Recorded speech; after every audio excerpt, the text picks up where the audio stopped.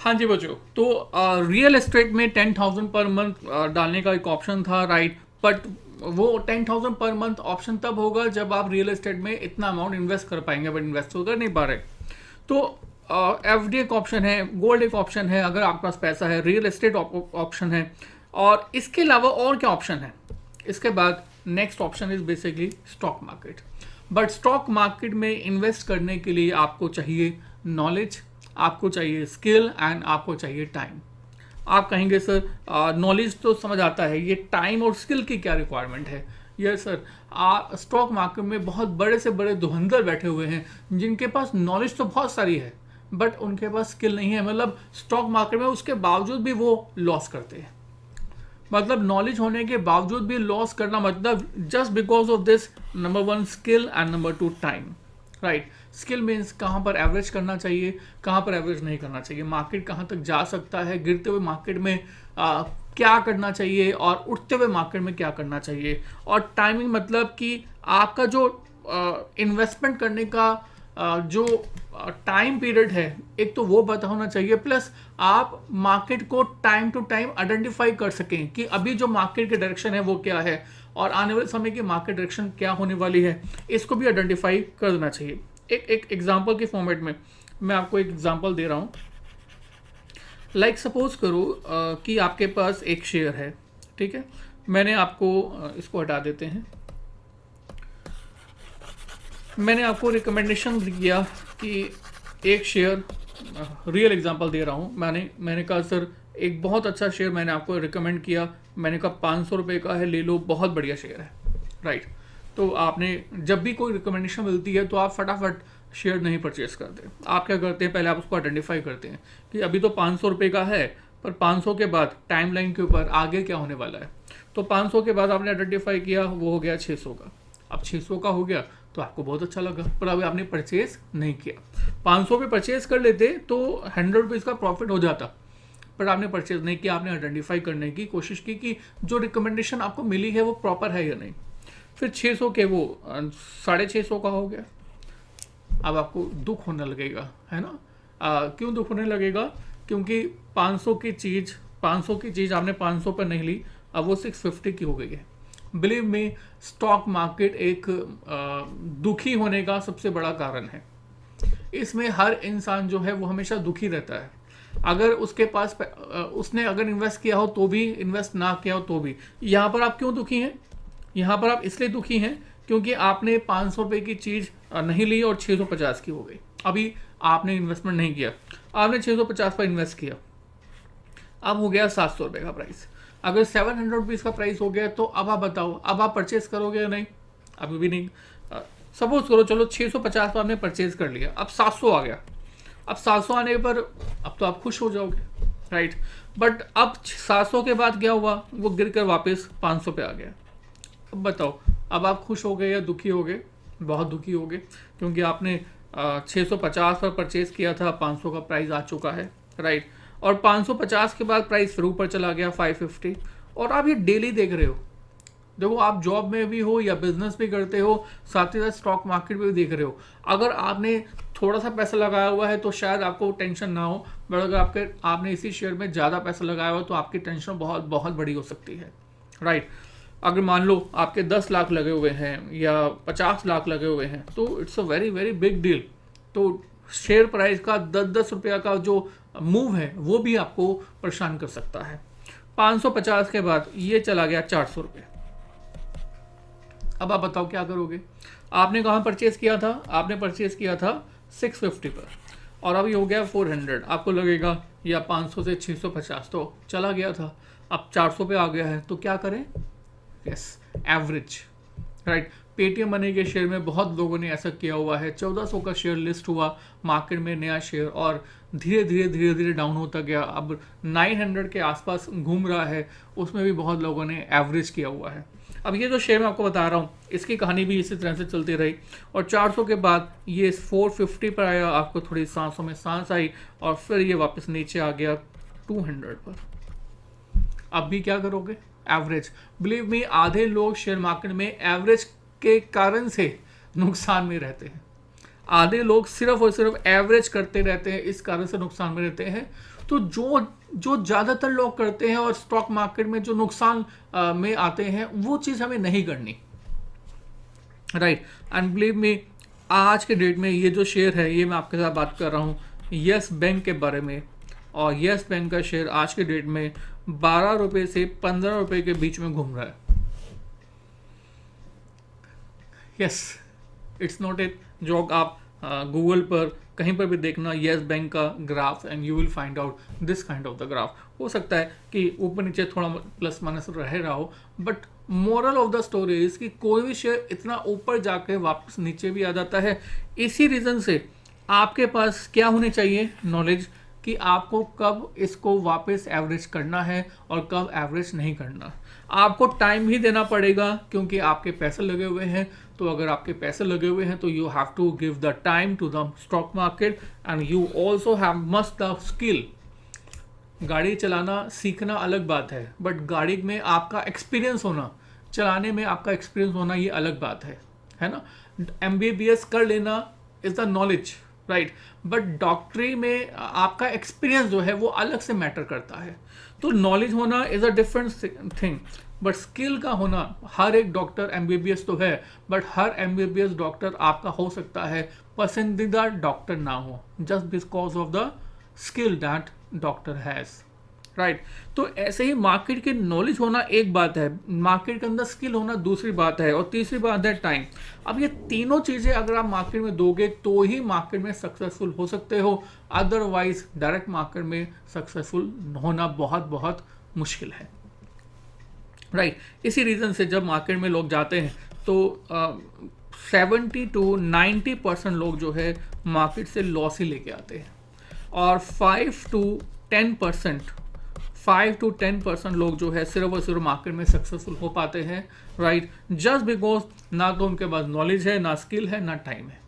तो कोई डॉक्टर बनने के लिए 5 साल लगाते हैं, CA CMA CS बनने के लिए 4 साल लगाते हैं, IAS बनने के लिए भी 4 साल 5 साल 3 साल मतलब स्टडी में लगाते हैं, राइट। बट जो स्टॉक मार्केट है उसमें हम 2 दिन के अंदर स्टॉक मार्केट में कूद पड़ते हैं अपने पैसों को लेकर कि अब तो हमें स्टॉक मार्केट से जीतना है। इतना आसान नहीं है। You must have the knowledge, you must have the skill, means experience, and you have to give the time to the stock market, otherwise ये stock market आपको आपके पैसे खींच लेता है, right। पर नेक्स्ट द क्वेश्चन इज कि अगर हम सक्सेसफुल नहीं हो पा रहे हैं तो क्या स्टॉक मार्केट से दूर रहें? अगर वाकई में ऐसा है कि अगर 80-90% लोग सक्सेसफुल नहीं हो पा रहे तो we can be the form of the 80 to 90% category, तो स्टॉक मार्केट से क्या हम लोग दूर रहें? नहीं। आपके लिए एक बहुत अच्छी चीज़ है जिसमें कि आपको ना तो नॉलेज होनी चाहिए, ना तो स्किल चाहिए, ना टाइम चाहिए, राइट।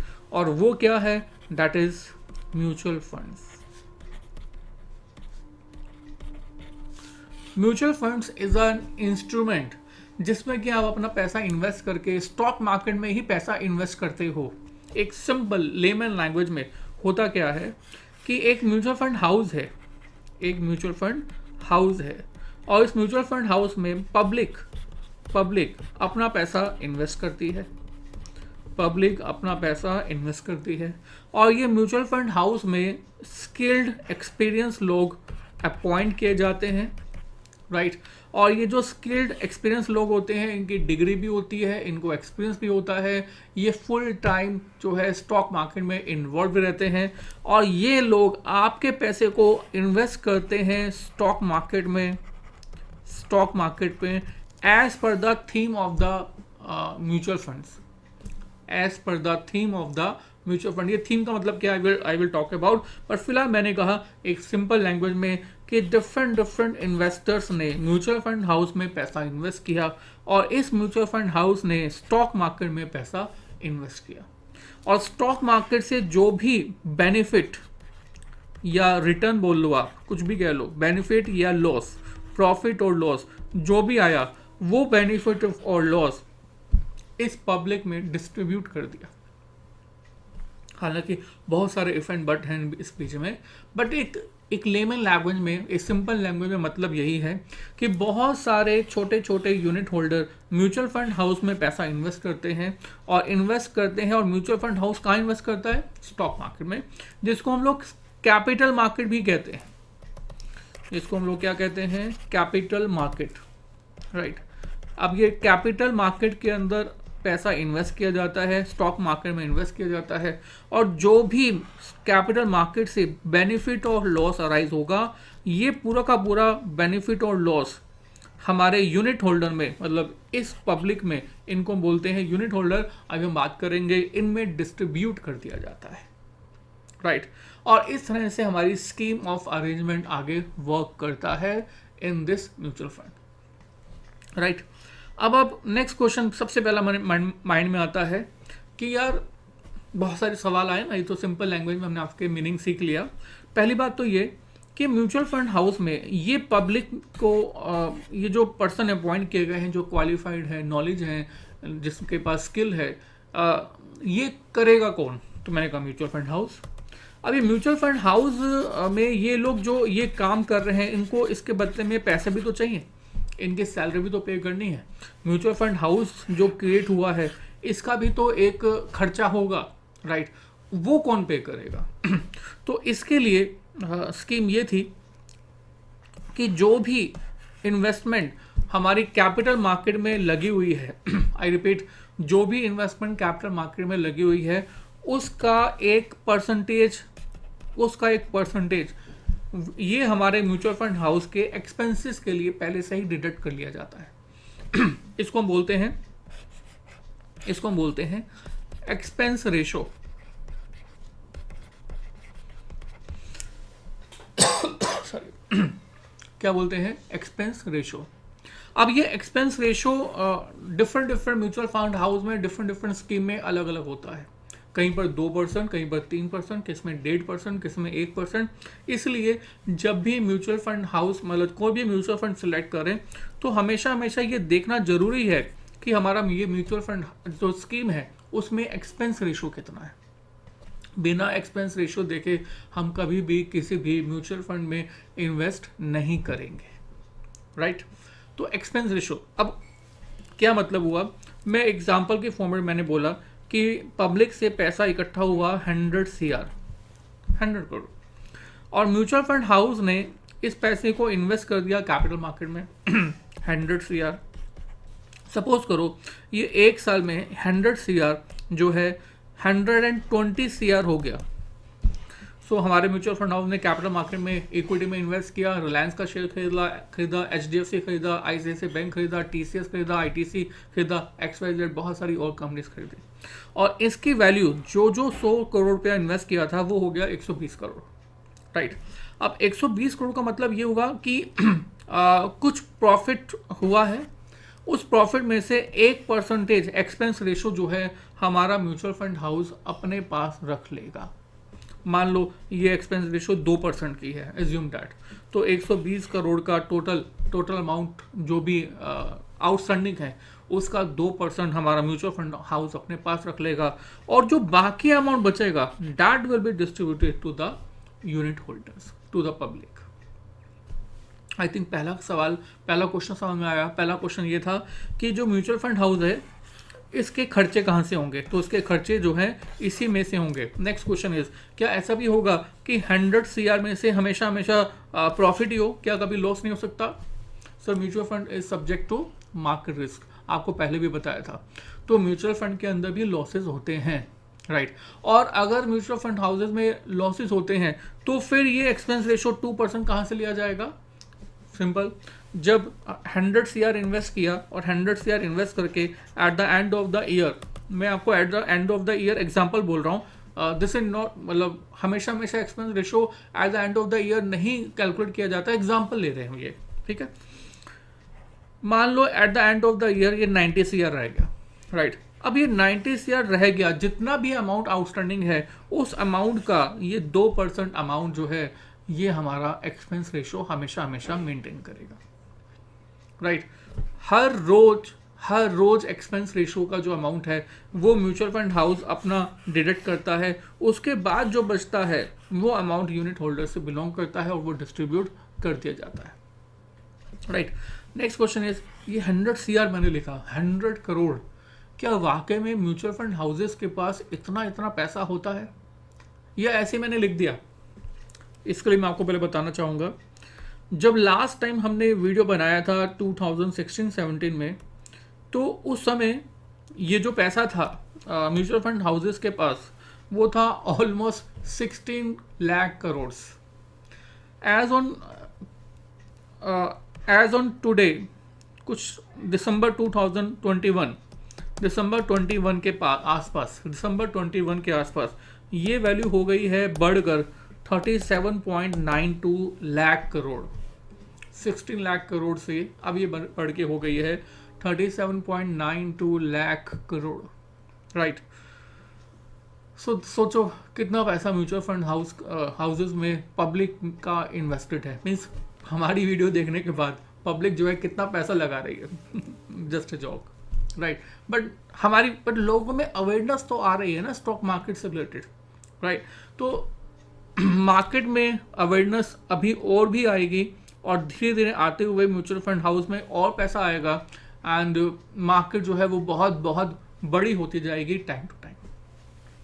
नेक्स्ट क्वेश्चन इज कि अच्छा इतना पैसा आता है, एक म्यूचुअल फंड हाउस के पास जो है मिनिमम 100 CR नेटवर्थ होना जरूरी है, कंपलसरी है।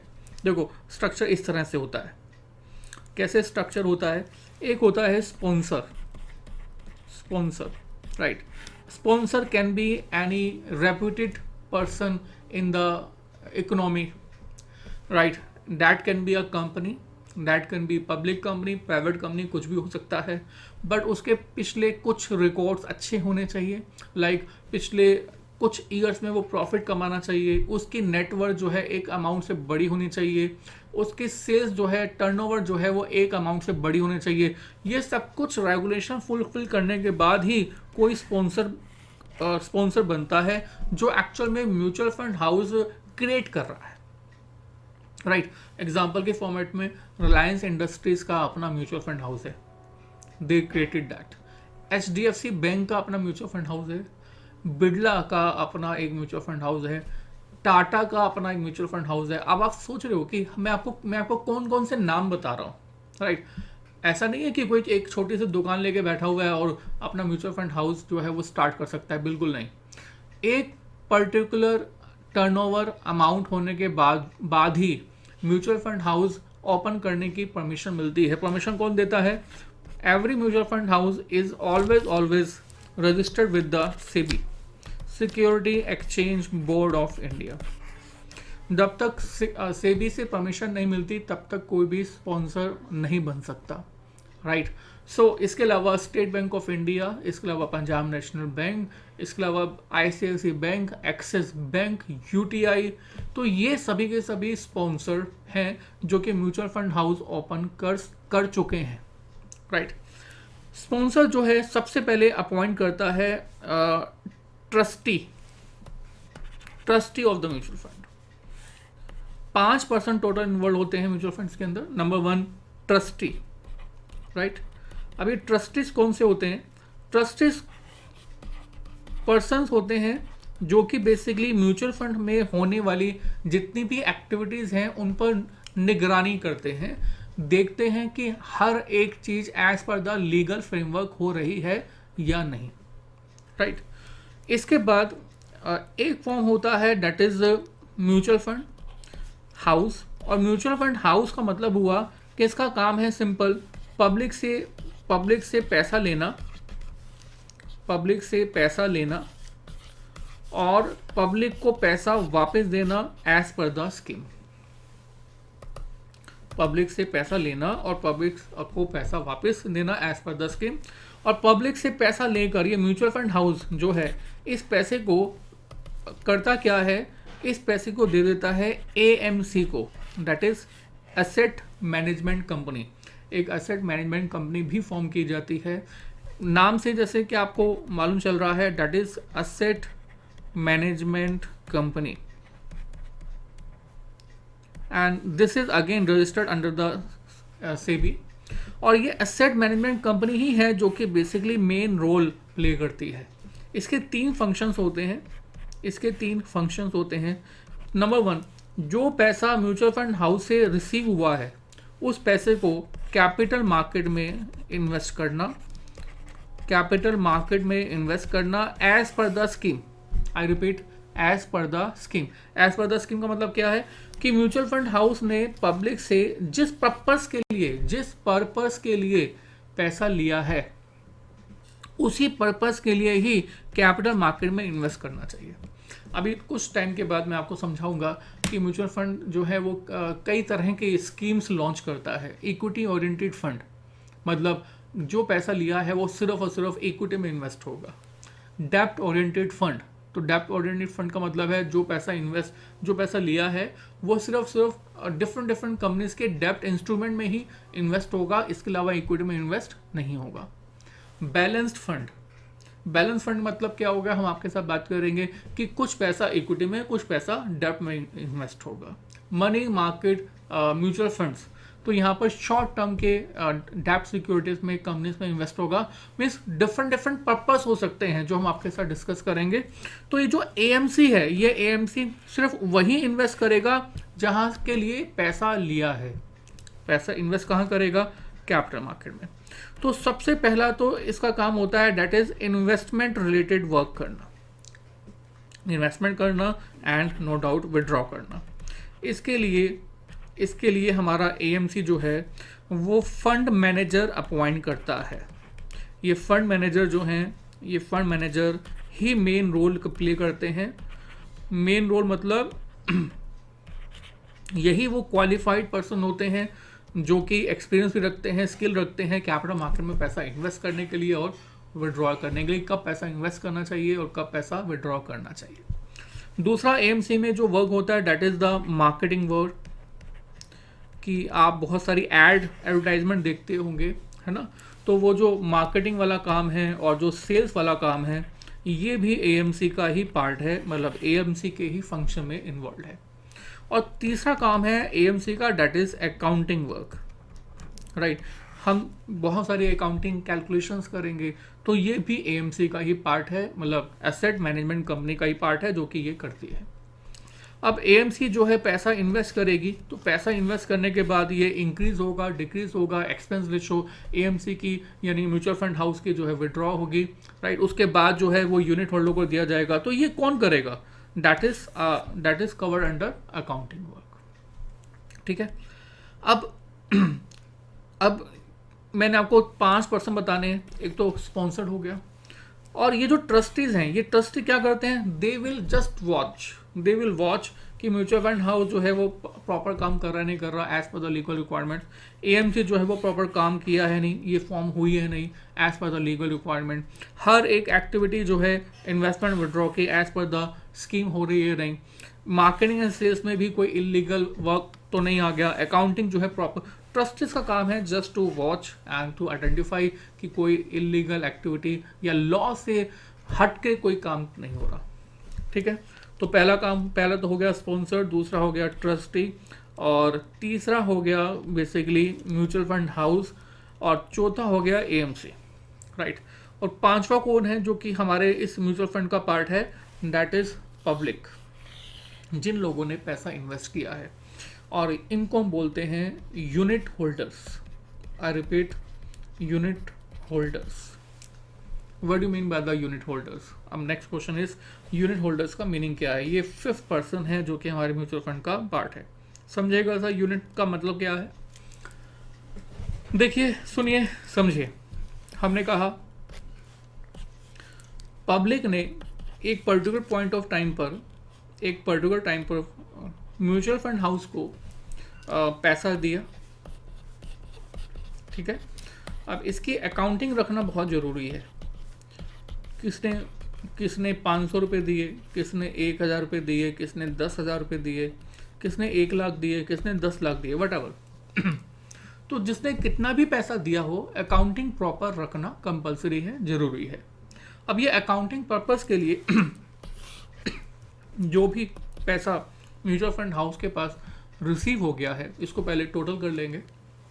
मैंने कहा सपोज करो कि 200 करोड़ 200 CR जो है पैसा इकट्ठा हो गया, राइट। अब पैसा जितना भी इकट्ठा होता है ना, इसको छोटे छोटे टुकड़ों में बांट देते हैं, इसको छोटे छोटे टुकड़ों में बांट देते हैं। सो छोटे छोटे टुकड़ों में जो सबसे छोटा टुकड़ा होता है दैट इज कॉल्ड यूनिट। क्या कहते हैं? Unit, right. अब यूनिट की जो सबसे छोटी वैल्यू है, आई रिपीट, यूनिट की जो सबसे छोटी वैल्यू है, जो कि इसको स्टार्टिंग NAV बोलते हैं, यानी कि net asset value. I repeat, net asset value. तो सबसे छोटी यूनिट है उसको हम 10 रुपए का मान के चलते हैं in the beginning of the year. This is by default and always always बताता है, नहीं बताता, मालूम है, नहीं मालूम। In the beginning NAV of the mutual fund is ₹10, and 10 is what? NAV is what? Is a very small value of the whole net worth of the mutual fund house. तो total 200 CR receive हुआ था, इसका जो सबसे छोटा हिस्सा है वो 10 रुपए का है। तो ऐसे 10 रुपए के कितने हिस्से हमारे म्यूचुअल फंड हाउस के पास हैं? तो बड़ा सिंपल है, हम लोग क्या करेंगे, इनको डिवाइड कर देते हैं। This is AB and what we have to do, A divided by B, 200 CR divided by 10, 200 CR divided by 10, तो ये कितना हो गया? 20 CR। अब ये 20 CR आ गया। ये 20 CR को क्या बोलते हैं? This is called numbers of units. Numbers of units मतलब समझो, मतलब ये है that mutual fund house distributes 20 crores units to mutual fund holders या unit holder to unit holders at the rate of ₹10। तो देखो 20 करोड़ यूनिट अगर 10 रुपए के हिसाब से अगर म्यूचुअल फंड हाउस ने यूनिट होल्डर को डिस्ट्रीब्यूट कर दी है तो टोटल कितना अमाउंट हो गया? 200 CR। Are you getting this? 20 CR क्या आ गया? Numbers of units.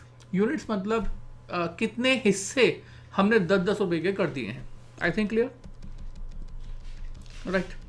अब म्यूचुअल फंड के पास 200 करोड़ रुपया है। ये 200 करोड़ रुपया जो है हमारे म्यूचुअल फंड हाउस ने आगे इन्वेस्ट किया है। आगे इन्वेस्ट किया है मतलब कैपिटल मार्केट में लगाया है ना। और कैपिटल मार्केट में कहाँ पर लगाया है? आपको मैं कई बार बता चुका हूँ, एज पर द स्कीम। जिस पर्पस के लिए म्यूचुअल फंड हाउस ने पैसा लिया है पब्लिक से, उसी पर्पस के लिए AMC एसेट मैनेजमेंट कंपनी जो है वो कैपिटल मार्केट में पैसा इन्वेस्ट करती है, राइट।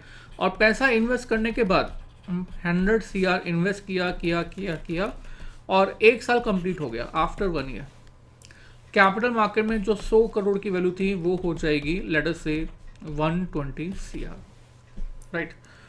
अब ये 120 CR क्या है? This is basically market value of fund, market value of the fund, right. अब market value of the fund 1 साल के बाद हो गई है 120 CR। अब मार्केट वैल्यू ऊपर नीचे हो सकती है, बट क्या नंबर्स ऑफ यूनिट्स ऊपर नीचे हो सकते हैं इस तरह से? नहीं। पैसा जो इन्वेस्ट किया है 100 CR, उसकी जो value at the end of the year आई है that is basically market value of the investment. तो मार्केट वैल्यू तो चेंज हो गई, बट जो हमने स्टार्टिंग में कहा था कि हमने 20 करोड़ म्यूचुअल फंड होल्डर्स को यूनिट्स इशू की हैं, वो 20 करोड़ जो है वो 20 करोड़ ही रहेगा, वो चेंज नहीं होगा। तो अब होगा क्या? Eight the end of the year 120 CR का अमाउंट जो है फिर से यूनिट होल्डर में डिस्ट्रीब्यूट कर दिया जाएगा और सभी के सभी यूनिट होल्डर्स में, यूनिट्स में यानी कि 20 CR में यूनिट्स में जब डिस्ट्रीब्यूट कर दिया जाएगा तो नया NAV भी निकाला जाएगा, राइट। अब हम यहाँ से नया NAV निकालते हैं एंड 20 कितना आता है? 100 करोड़ नहीं बच्चों, ये 200 CR है और ये 220 CR है। Are you getting this? भाई पैसे तो पहले 200 करोड़ हुए थे ना, तो 200 करोड़ पे आगे इन्वेस्ट किए तो 200 करोड़ ही बचे, मतलब 200 करोड़ इन्वेस्ट किया, उसकी वैल्यू बढ़ के सपोज करो 220 करोड़ हो गया, so this is 220 CR, right. तो 220 CR जो है वो 20 CR यूनिट होल्डर में डिस्ट्रीब्यूट किया जाएगा, तो NAV बिकम्स 11। सो NAV स्टार्टिंग में कितनी थी? स्टार्टिंग में NAV जो बिल्कुल स्टार्टिंग वाली NAV थी दैट वाज 10, और अब कितनी हो गई? 11। तो इस तरह से हर साल, इनफैक्ट मैंने ये आपको बोला है हर साल नहीं, हर रोज NAV कैलकुलेट की जाती है। मीन्स हर रोज हम ये देखते हैं कि हमारा म्यूचुअल फंड हाउस जो है, म्यूचुअल फंड हाउस की मार्केट वैल्यू कितनी है, और उस मार्केट वैल्यू को हम डिवाइड कर देते हैं नंबर्स ऑफ यूनिट से, और ऐसा करने पर जो आता है दैट इज न्यू NAV। अगर आप इकोनॉमिक्स टाइम्स वाला न्यूज़पेपर उठाएंगे तो you will find out there are lots of mutual funds, and हर म्यूचुअल फंड की NAV डेट वाइज वहाँ पर डेली प्रिंट होके भी आती है, राइट। गूगल पे भी आप चेक कर सकते हैं, अगर आपके पास कोई भी म्यूचुअल फंड का नाम पता है तो आप वहाँ पर गूगल पर डालेंगे, you will get the NAV of any mutual fund, right. तो कहने का मतलब ये है कि वो NAV कैसे कैलकुलेट होती है कि जब पैसा इन्वेस्ट किया गया तो अगले दिन देखा जाएगा कि उसकी मार्केट वैल्यू कितनी है, उस मार्केट वैल्यू को नंबर्स ऑफ यूनिट से डिवाइड कर दिया जाएगा and you will get the new NAV। अभी फिलहाल मैंने समझाने के लिए एक्सपेंस रेशो को हटाया हुआ है, अलग किया हुआ है। After some time we will include that also. Suppose करो नेक्स्ट डे 220 CR से ये वापस 200 CR हो जाता है, एज्यूम। तो यूनिट्स तो वही की वही है ना, यूनिट्स तो वही की वही है 20 CR।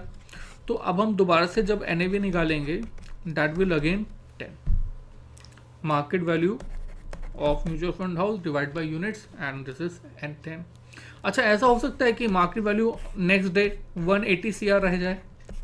बिल्कुल हो सकता है।